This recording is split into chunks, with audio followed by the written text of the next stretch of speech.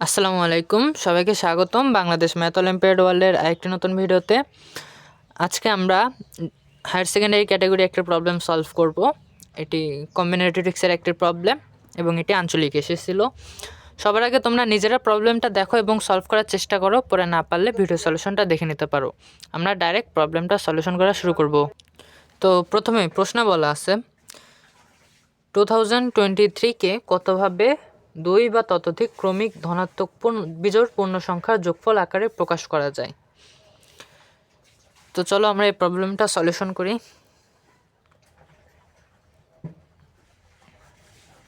দেখো, আমাদের বলছে 2023-কে কতভাবে দুই বা ততোধিক ক্রমিক ধনাত্মক পূর্ণ সংখ্যা, যেমন 1,3,5 মানে পরপর ক্রমিক বিজোড় সংখ্যা, 1 থেকে শুরু হবে এমন না, তো এমন সংখ্যাগুলো যোগফল আকারে প্রকাশ করতে বলছে। আচ্ছা, এটা সলভ করার আগে ধরি যে প্রথম যে বিজোড় সংখ্যাটা পাওয়া যাবে ওইটা হলো 2n+1। এটা তো বিজোড় সংখ্যার স্বাভাবিক রূপ, যে প্রত্যেকটা বিজোড় সংখ্যাকে 2n+1 আকারে লেখা যায়। তো প্রথম যে সংখ্যাটা পাওয়া যাবে 2023-কে, এটা হবে 2n+1, তারপরটা কি হবে, তারপরটা হবে 2n+3, এভাবে করে যাইতে থাকবে। এবং সে যেটা পাওয়া যাবে ওইটা হলো 2n প্লাস, এটাকে লেখা যায় 2k-1। এটা দ্বারাও কিন্তু একটা বিজোড় সংখ্যা বুঝাইছে, আর বিজোড় সংখ্যা আর এটা তো একটা জোড় সংখ্যা, যোগ করলে একটা বিজোড় সংখ্যায় পাবা। এটা দ্বারা বুঝাইছে কি যে পাশাপাশি ক্রমিক বিজোড় সংখ্যার জন্য এটা সত্যি। তো এটাকে আমরা সামেশন আকারে প্রকাশ করার চেষ্টা করব। দেখো 1,3,5,7,9,11, দেখো এভাবে যদি আমরা জোড় সংখ্যক পদ নিই তাহলে দেখবা যে এই যে 1 আর 11 12, 3 আর 9 12, 5 আর 7 12, মানে এখানে প্রথম পদ যোগ শেষ পদ একটা সংখ্যা আসতেছে 1+11, এটার যোগফল ডিভাইড বাই 2। দেখো মানে আমাদের প্রত্যেকটা সংখ্যার গড় আসবে এটা করে 6 করে আসবে।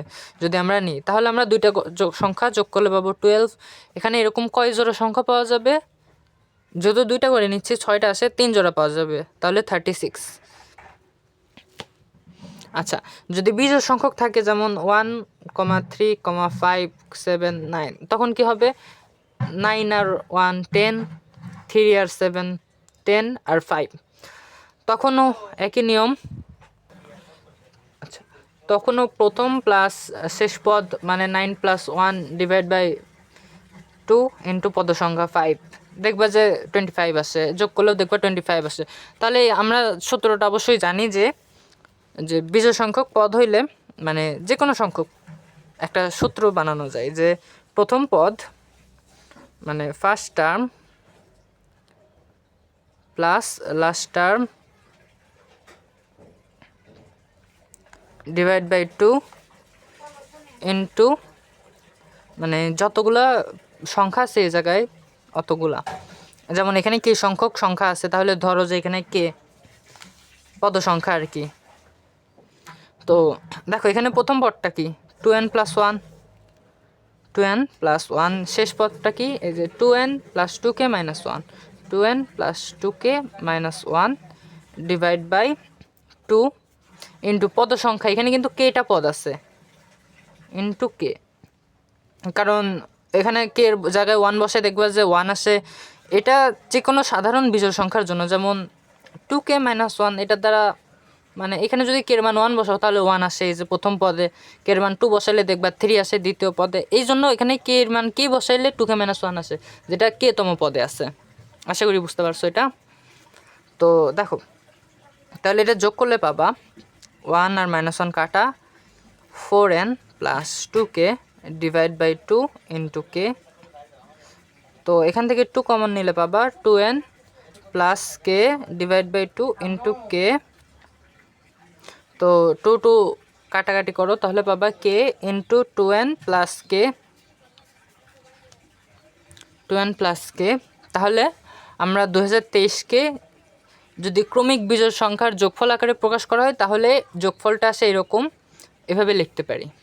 এখন একটা জিনিস দেখো, আমরা কিন্তু 2023-কে দুইটা ক্রমিক পূর্ণ সংখ্যার গুণফল আকারে প্রকাশ করছি। তো 2023-এর উৎপাদকগুলা গুণফল এটা হবে না, 2023 হবে না, যে কোনো 2023-এর উৎপাদকের গুণফল, যেমন 7 ইন্টু 17 289। এটাকে কিন্তু যদি মানে তাহলে এটার গুণফল 2023 আসবে। তো চলো আমরা দেখি 2023-এর কী কী উৎপাদক আছে। 2023 এটা 7 দ্বারা যায় তাহলে পাবা 289, 17 দ্বারাও যায় তাহলে পাবা 17। তো 2023-এর উৎপাদকগুলো হইল 2023 ইকুয়ালস টু 7 ইন্টু 17 স্কোয়ার। তো এটার উৎপাদক থাকবে, পাওয়ারের সাথে 1 যোগ করো, এটা পাওয়ার 1, তাহলে 1 + 1 ইন্টু এটার সাথে 1, পাওয়ারের সাথে 2 + 1, 3 দুগুণে 6টা উৎপাদক আছে।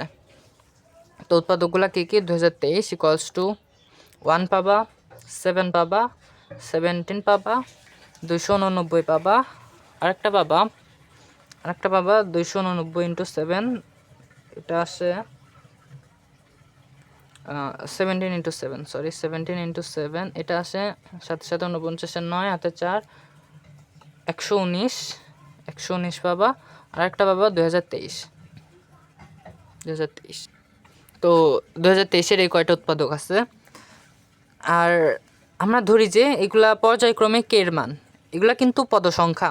ধরি যে কের মান প্রথমে ধরি 1, এখান থেকে আমরা এনের মানটা ম্যাক্সিমাম চেষ্টা করব কতভাবে করা যায়। দেখো এখানে কের মান যদি 1 হয়, 1 হইলে দেখো তাহলে লিখতে পারি 2023 equals to 1 into 2n plus 1। তো এখান থেকে আচ্ছা, তো তাহলে 2023 minus 1 equals divide by 2n, এখান থেকে পাবা n এর মান হলো 1011।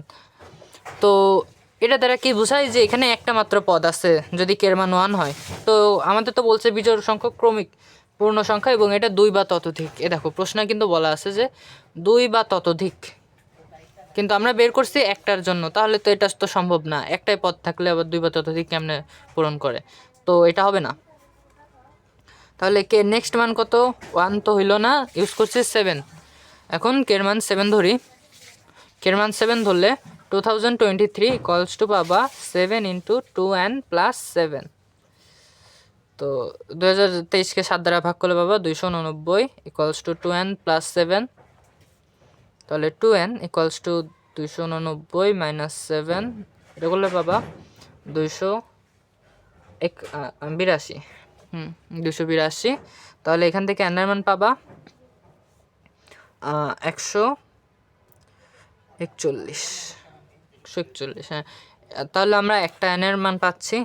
n এটার জন্য একটা উপায় পাচ্ছি যে n যদি 141 হয় তাহলে 60টা ক্রমিক বিজোড় সংখ্যা দ্বারা পূরণ করা যাবে। তাহলে এটা আমাদের একটা উপায় পাইছি।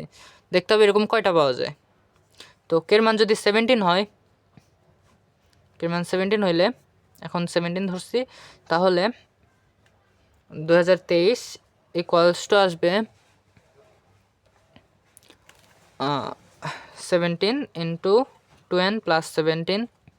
তো 2023-কে 17 দ্বারা ভাগ করলে পাওয়া যায় 1, আর 22 এখানেও পাবা 1, আর 53 এটা পাবা 3,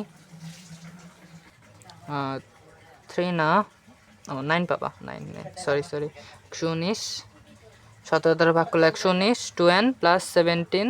তো 119 থেকে 17 বাদ দিলে পাবা 102, তাহলে পাচ্ছ 2n। তো এখান থেকে n এর মান পাবা 51।